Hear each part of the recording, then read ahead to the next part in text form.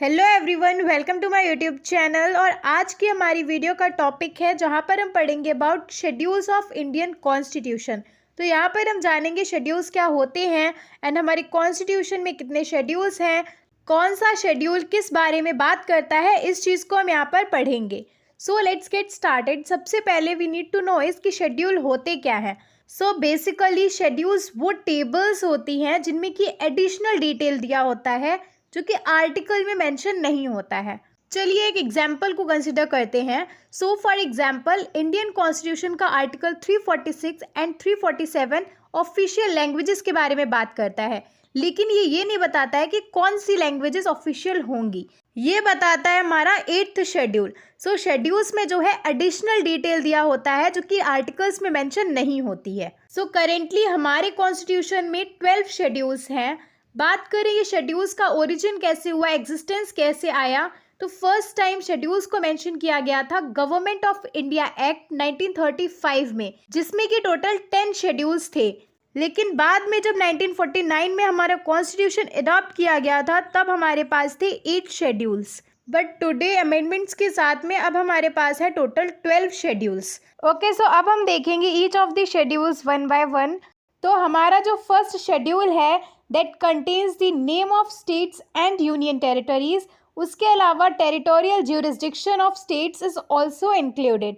फिर second schedule में बात करी गई है अलाउंस, प्रिविलेजेस और एमोल्यूमेंट से रिलेटेड प्रिंसिपल्स की, प्रोविजंस की for different positions. For example president of India, governors of Indian states, speaker and deputy speaker of Lok Sabha, then chairman and deputy chairman of Rajya Sabha, speaker and deputy speaker of legislative assemblies of Indian states, then chairman and deputy chairman of legislative councils of Indian states, Supreme Court judges, High Court judges, comptroller and auditor general of India।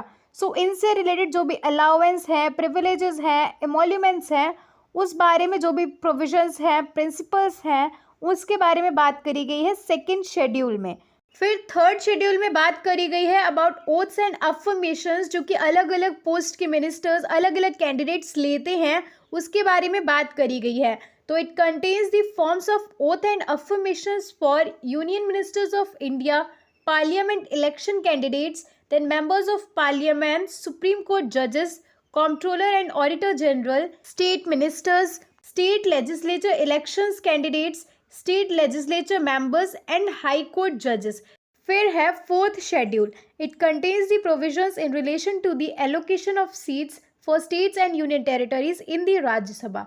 Means जो राज्यसभा है हमारी, उसमें states और union territories को कितनी seats मिलेंगी, क्या division रहेगा, उससे रिलेटेड जो भी प्रिंसिपल्स हैं उसके बारे में बात करी गई है फोर्थ शेड्यूल में।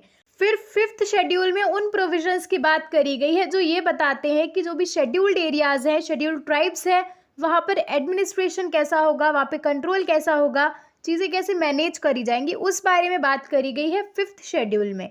फिर सिक्स शेड्यूल बात करता है असम, मेघालय, त्रिपुरा और मिजोरम जैसे स्टेट्स के ट्राइबल एरियाज में एडमिनिस्ट्रेशन कैसा होगा, उस बारे में। Our next schedule is 7th schedule. So 7th schedule of the Indian Constitution deals with the division of powers between the union government and state government। मतलब कि हमारे 7th schedule में यूनियन गवर्नमेंट और स्टेट गवर्नमेंट के बीच में powers को divide किया गया है, जिसके अंदर 3 लिस्ट को मेंशन किया गया है, which are union list, state list and concurrent list. So हमारी जो यूनियन लिस्ट है उसके अंदर टोटल 98 सब्जेक्ट्स को मेंशन किया गया है, ओरिजिनली जो कि 97 थे। तो इन सब्जेक्ट से रिलेटेड डिसीजन लेने की पावर है यूनियन गवर्नमेंट के पास में, या वी कैन से पार्लियामेंट के पास में।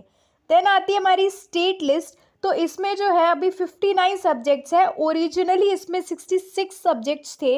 ओरिजिनली मीन्स जब हमारा कॉन्स्टिट्यूशन अडॉप्ट हुआ था तब इसमें 66 आइटम्स थे। तो स्टेट लिस्ट में जो भी सब्जेक्ट्स को मेंशन किया गया है उनसे रिलेटेड डिसीजन लेने की पावर है हमारी स्टेट गवर्नमेंट्स के पास में। और तीसरी है कंकरेंट लिस्ट, जिसमें कि 52 सब्जेक्ट्स हैं, ओरिजिनली इसमें 47 सब्जेक्ट्स थे। तो इसमें जो भी सब्जेक्ट्स मेंशन करे गए हैं उनसे रिलेटेड डिसीजन यूनियन गवर्नमेंट और स्टेट गवर्नमेंट मिलकर लेते हैं। Next is 8th schedule. तो इसमें बात करी गई है ऑफिशियल लैंग्वेजेस के बारे में। हमारे कॉन्स्टिट्यूशन में 22 ऑफिशियल लैंग्वेजेस रिकॉग्नाइज्ड हैं, which include Assamese, Bengali, Gujarati, Hindi, Kannada, Kashmiri, Konkani, Malayalam, Manipuri, Marathi, Nepali, Oriya, Punjabi, Sanskrit, Sindhi, Tamil, Telugu, Urdu, Bodo, Santhali, Maithili and Dogri. तो ये हमारी 22 लैंग्वेजेस है जो कि हमारे कॉन्स्टिट्यूशन ने रिकॉग्नाइज करी हैं एज ऑफिशियल लैंग्वेजेस। तो इन 22 लैंग्वेजेस में केवल 14 हमारे पास ओरिजिनली थी, मीन्स जब हमारा कॉन्स्टिट्यूशन अडॉप्ट हुआ था तब सिर्फ 14 ऑफिशियल लैंग्वेजेस थी और बाकी की जो भी लैंग्वेजेस हैं वो अमेंडमेंट्स के साथ में ऐड हुई हैं। जैसे सिंधी लैंग्वेज 1967 में 21st अमेंडमेंट एक्ट के साथ में ऐड हुई थी। उसी तरह से कोंकणी, मणिपुरी और नेपाली जो है 71st अमेंडमेंट एक्ट 1922 में ऐड हुई थी। और बोडो, डोगरी, मैथिली एंड संथाली ये ऐड हुई थी 92nd अमेंडमेंट एक्ट 2003 के थ्रू, जो कि फोर्स में आया था 2004 में। देन हमारा 9th schedule deals with the state acts and regulations that deal with land reforms and abolition of the zamindari system. मतलब कि उन एक्ट्स और रेगुलेशंस के बारे में बात करता है जो कि लैंड रिफॉर्म्स और ज़मींदारी सिस्टम से रिलेटेड हैं। उसके अलावा it also deals with the acts and regulations of parliament dealing with other matters. और हमारा 9th शेड्यूल इंडियन कॉन्स्टिट्यूशन में ऐड हुआ था 1st अमेंडमेंट एक्ट के थ्रू, जो कि 1951 में आया था। देन हमारे 10th शेड्यूल में प्रोविजंस मेंशन करे गए हैं related to disqualification of members of parliament and state legislatures on the ground of defection. Means जो भी हमारे पार्लियामेंट और स्टेट लेजिस्लेचर के मेंबर्स हैं उनको डिफेक्शन के ग्राउंड पर डिस्क्वालीफाई करने के जो भी प्रोविजंस है, जो भी रूल्स है वो मेंशन करे गए हैं 10th शेड्यूल में। इस शेड्यूल को ऐड किया गया था 52nd अमेंडमेंट एक्ट 1985 के थ्रू, जिसको कि एंटी डिफेक्शन लॉ भी कहा जाता है। उसके बाद में 11th schedule contains the provisions that specify the powers, authority and responsibilities of panchayat. तो ये वाला जो शेड्यूल है पंचायत से रिलेटेड है कि यहाँ पर वो प्रोविजंस मेंशन करे गए हैं जो पंचायत से रिलेटेड पावर, अथॉरिटी और रिस्पॉन्सिबिलिटीज़ को बताते हैं। इसके अंडर 29 मैटर्स को मेंशन किया गया है और ये शेड्यूल ऐड किया गया था 73rd अमेंडमेंट एक्ट 1992 के through. This amendment implements the article 40 of the DPSP. Means हमारे कॉन्स्टिट्यूशन में जो डायरेक्टिव प्रिंसिपल्स मेंशन करे गए हैं उसमें जो आर्टिकल 40 है वो बात करता है विलेज पंचायत्स को ऑर्गेनाइज करने के बारे में। तो इस अमेंडमेंट से क्या हुआ कि वो जो हमारा आर्टिकल 40 था, जो डायरेक्टिव प्रिंसिपल था, वो इम्प्लीमेंट हो गया। मीन्स यहाँ पर जो है पंचायत्स को ऑर्गेनाइज करने की बात करी गई है। तो इस तरह से इस अमेंडमेंट ने इस नॉन जस्टिसेबल एक्ट को जस्टिसेबल पार्ट बना दिया है कॉन्स्टिट्यूशन का।